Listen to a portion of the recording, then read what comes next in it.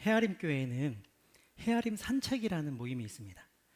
책을 정하고 그 내용을 함께 읽고 고민하고 적용해보는 그런 시간을 갖습니다.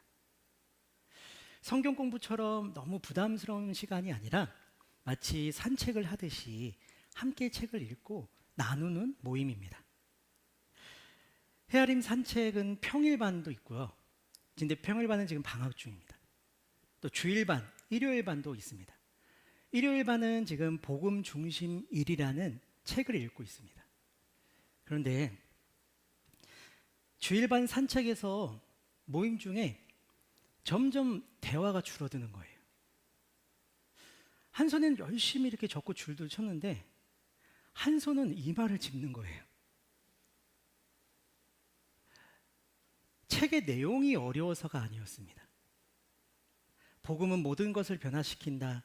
내 일터를, 이 거대한 조직을, 이 사회를 복음으로 변화시키며 살라는 그 거룩한 부르심 앞에서 가능할까? 내가 아무리 애를 써도 회사는 그대로일 것 같은데 이 회사가, 이 사회 구조와 문화가 나 하나 때문에 바뀔 수 있을까? 저를 포함해 모두 같은 마음이었습니다. 그래서 어려웠던 것 같아요. 그런데 이거는 어른들만의 이야기는 아닙니다. 이전에 사역했던 교회에서 어느 아이가 저에게 말합니다. 저 또 이사 가요. 아이 표정이 이사를 가는 게 싫은 것 같았어요. 왜 이사 가는 거 싫어? 아빠 일이 또 잘 안 됐대요. 그래서 이사를 가야 한대요.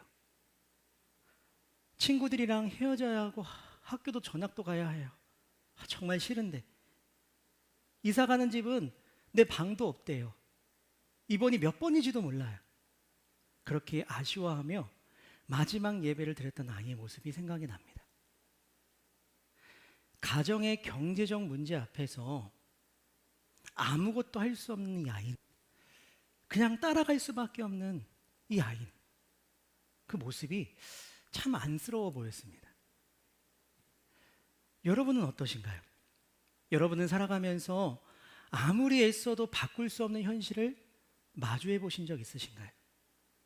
그 대상이 사람이든 관계든 공동체든 문화든 일이든 내가 감당하기엔 너무 크고 내 힘으로는 불가능해 보이는 그 현실 앞에서 설 때 우리는 어른이든 아이든 조용히 무너지게 되어 있습니다.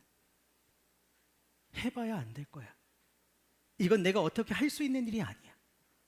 실망하게 되고 낙심하게 되고 좌절하게 되고 결국 체념하게 됩니다. 근데 여러분, 이런 고민은 오늘을 살아가는 우리들만의 고민은 아니었습니다. 성경 속에서도 우리가 똑같은 현실 앞에 서 있는 사람들이 있었습니다. 바로 이스라엘 민족이었습니다.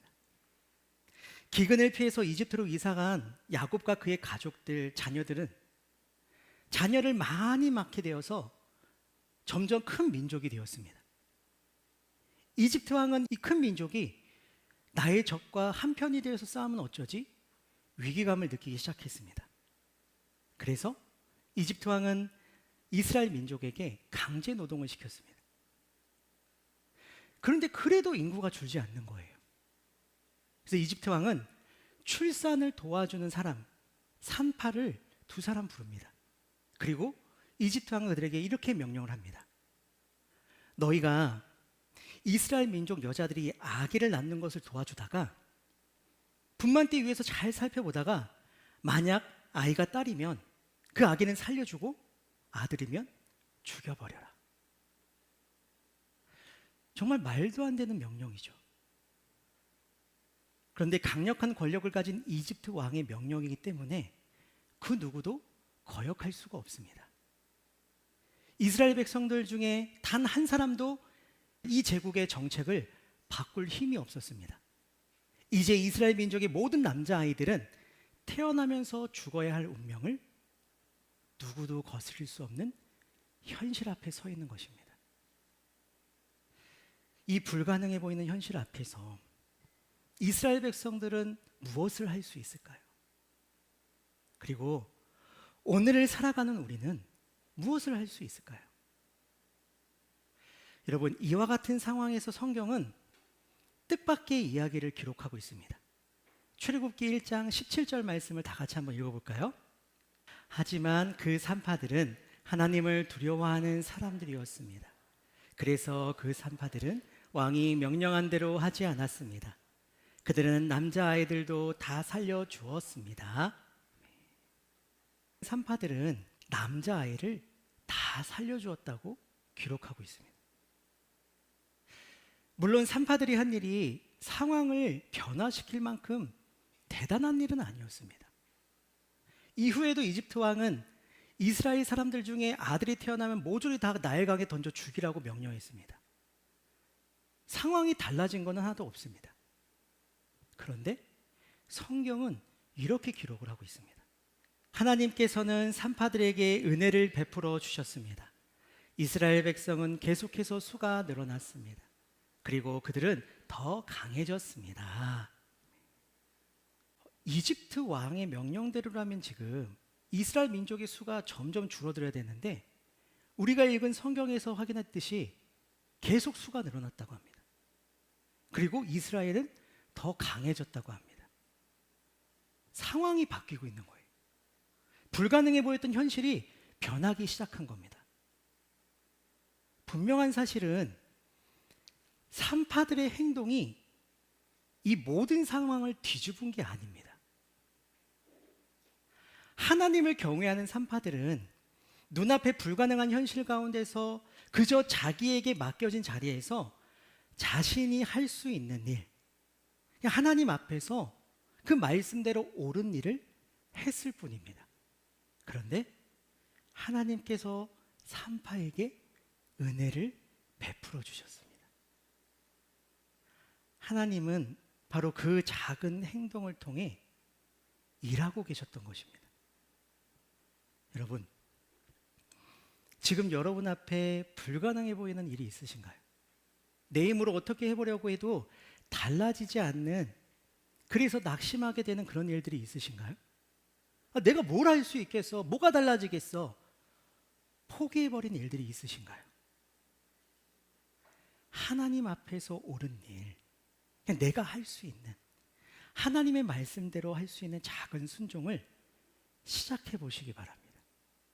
물론 우리의 노력이나 행동이 불가능해 보이는 이 상황을 바꿀 수는 없습니다. 하지만 하나님께서 우리의 그 작은 행동에 은혜를 베풀어 주시면 하나님께서 불가능한 현실을 바꿔가기 시작하실 것입니다. 믿으시죠? 큰 대답은 기대하진 않았는데 그냥 뭐 이렇게 대답할 타이밍을 놓치셔서 대답을 못 하셨을 수도 있는데 사실 우리는 모르는 내용은 아니에요. 그런데 여러분, 대답이 시원하게 자신 있게 믿음으로 대답이 안 나오는 이유가 뭘까요? 여전히 우리 눈앞에는 현실이 불가능해 보이기 때문입니다. 우리의 노력과 행동에도 더 이상 내가 할 수 없다는 그런 느낌을 받을 때, 도저히 바뀌지 않는 현실을 마주할 때, 그렇기 때문에 우리는 계속 힘들게 살아가고 있는 건 아니겠습니까? 근데 그런 상황에서 우리가 무엇을 할 수 있을까요? 오늘 성경에도 바로 그 자리에 서 있던 한 사람이 있습니다. 레위 지파의 한 여인입니다. 그녀는 아들을 낳자 석 달 동안 숨겨놨습니다. 집안 가장 어두운 곳에, 사람들의 눈에 띄지 않는 곳에서 몰래 아이를 키웁니다. 아이의 울음소리가 혹시나 밖으로 새어나갈까 봐 아마도 아이의 입을 막은 게 수도 없을 것입니다. 그런데 더는 숨길 수 없는 순간이 찾아왔습니다. 아무리 애써도 이제는 자기의 힘으로 어쩔 수 없는 그런 지점에 이르게 된 겁니다. 그때 이 여인이 어떻게 합니까? 출애굽기 2장 3절을 다 같이 한번 읽어보겠습니다.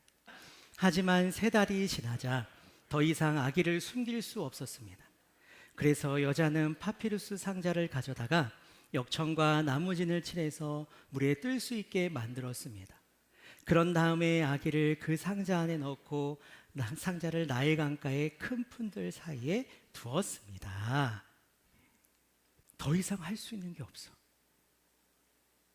아이를 숨긴 사실이 드러나면 아이 목숨뿐만이 아니라 우리 가족 모두가 살아남지 못하게 될 거야. 어쩔 수 없는 일이야. 아이의 어머니는 모든 걸 포기하고 아이를 나일 강가에 버린 것이 아닙니다. 여러분, 당시 이집트 사람들에게 나일 강은 그냥 강이 아니었습니다. 하피라는 신이 깃들어 있는 그들의 삶과 신앙의 중심이 바로 나일 강이었습니다. 이 여인이 아들을 그 강물에 놓아 보냈다는 것은 자기가 믿는 신에게, 자기 백성의 고통의 소리를 들으시고 기억하시고 내내 보고 계시고 그 고통을 자신의 고통처럼 여기시는 그 하나님께 자신이 힘으로 붙잡고 있었던 그 손을 펴고 이 아이를 하나님의 손에 맡겨드리는 신앙의 행위였던 겁니다. 근데 이 여인이 그 손을 놓자 무슨 일이 일어납니까? 나일 강가에 목욕하러 온 이집트 왕의 딸, 이집트의 공주가 이 상자를 발견하게 된 거예요. 상자를 열어보니까 아이가 우는 거예요. 이 우는 아기를 보자마자 공주의 마음이 어땠다고요? 이스라엘 민족의 아기로구나. 너무 불쌍하다. 불쌍한 마음이 들었대요. 여러분, 말도 안 되는 일이에요. 이집트의 왕은 지금 이스라엘 사람들의 아들이 태어나면 모두 죽이라고 명령한 상태입니다. 이집트의 공주가 그것을 모를 리가 없어요. 그런데도 그를 불쌍히 여기고 자기의 아들로 삼았답니다. 어찌된 일일까요? 학자들의 연구를 따르면 역사 속에서 이 공주는 하셉수트라는 공주였을 것이다 라고 추정을 합니다. 당시 그녀는 우리나라로 표현하면은 중전이 낳은 유일한 적통 공주였습니다. 그러니까 그녀의 권위는 군대나 관료들도 함부로 거스릴 수 없는 것이었어요. 그런데 공주에게는 한 가지 큰 문제가 있었습니다. 남편과 사이에서 아들은 낳지 못하고 딸만 두었던 거예요. 그렇게 되면 남편의 처백에서 나온 아들이 왕위를 잇게 되는 거예요. 그러므로 공주가 나일 강가에서 목욕을 했다는 행위는요, 아들을 낳기 위해 간절했던 공주가 나일 강에서 신에게 기도하는 행위였다라고 설명할 수 있는 겁니다. 그렇게 간절히 기도하고 있는데 나일 강가에서 아기를 발견하게 된 거예요. 와, 이건 신이 나의 기도를 들어주신 거구나 생각하지 않았겠습니까? 그래서 이 아이를 아들로 삼습니다. 여기서 끝난 게 아니에요. 그 모든 모습을 지켜보고 있었던 이 아이의 누이가 공주에게 찾아와서 말합니다. 아이를 위해서 유모를 데려올까요? 제안합니다. 공주의 허락을 받고 데려온 유모가 누구일까요? 아이의 어머니였던 거예요. 아이의 친어머니. 공주는 그 여인에게 말합니다. 이 아기를 데려다가 나를 위하여 젖을 먹이면 그에 맞는 돈을 내게 주겠소. 내 아이를 내가 먹이고 키우는데 나라의 공주가 돈까지 준답니다. 그렇게 이집트의 왕자로 자란 아이가 누굽니까? 누구예요? 모세. 자기 백성을 구원하시기 위해서 하나님께서 세우신 이스라엘의 지도자입니다. 여러분, 영화보다 더 영화 같은 이 모든 일들이 우연이었을까요?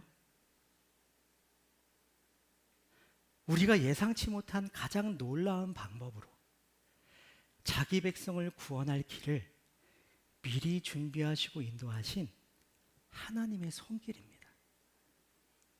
중요한 것은 이 여인이 하나님의 손길을 언제부터 경험하게 됩니까? 아이의 엄마가 자기의 힘으로, 자기의 노력으로, 자기의 최선으로 꼭 잡고 있었던 손을 놓았을 때입니다.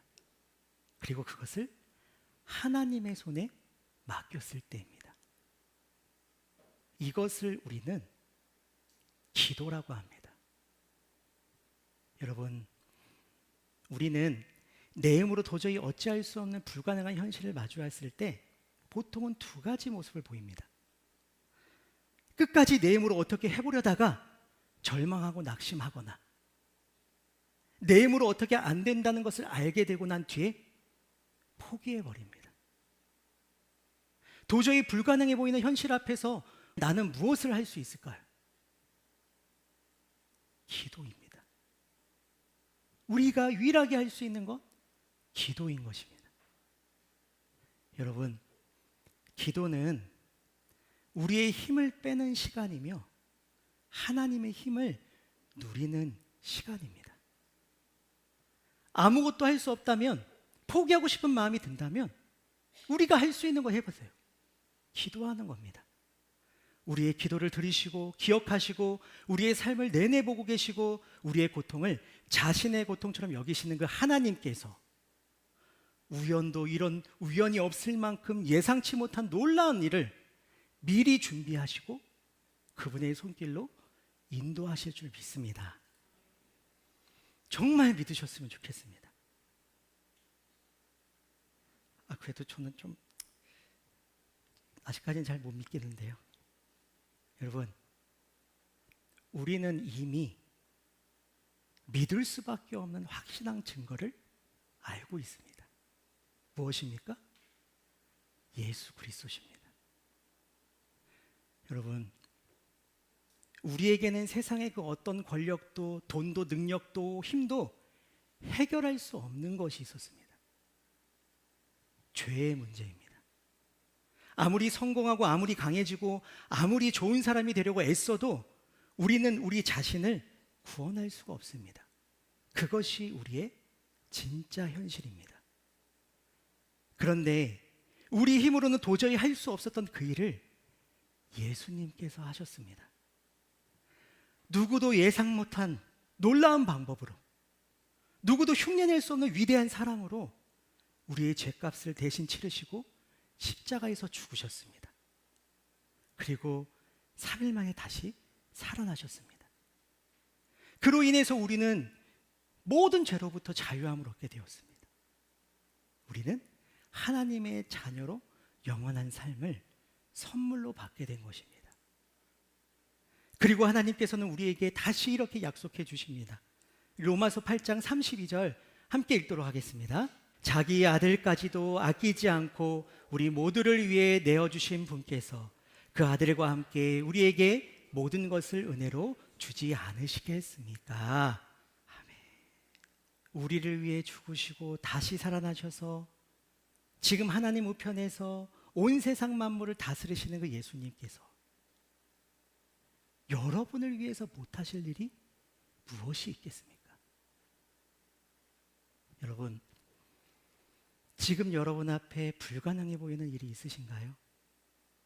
내 힘으로 어떻게 해보려고 해도 달라지지 않아 낙심하게 되는 일이 있으신가요? 내가 뭘 할 수 있겠어? 뭐가 달라지겠어? 포기하고 계신 일이 있으신가요?